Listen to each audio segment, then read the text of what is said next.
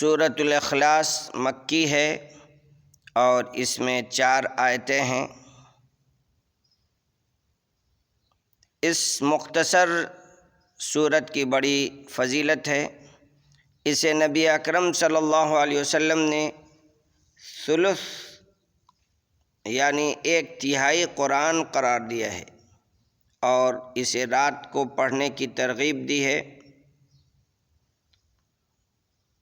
قل هو اللہ احد، بعض صحابہ کرام ہر رکعت میں دیگر سورتوں کے ساتھ اسے بھی ضرور پڑھتے تھے، جس پر نبی اکرم صلی اللہ علیہ وسلم نے انہیں فرمایا، تمہاری اس کے ساتھ محبت تمہیں جنت میں داخل کرے گی۔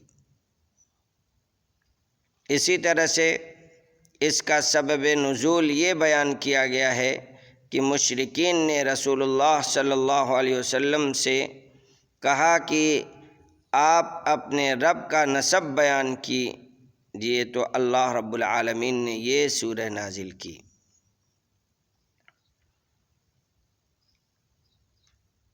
اس کی تلاوت اور اردو ترجمہ مختصر تفسیر کے ساتھ پیش ہے۔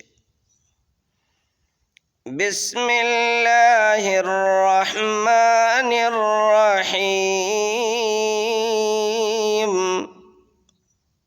شروع کرتا ہوں اللہ تعالیٰ کے نام سے جو بڑا مہربان نہایت رحم والا ہے۔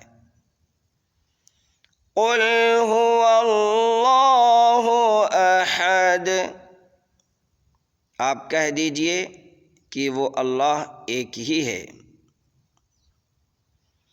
اللہ الصمد، اللہ تعالیٰ بے نیاز ہے، یعنی سب اس کے محتاج ہیں، وہ کسی کا محتاج نہیں ہے۔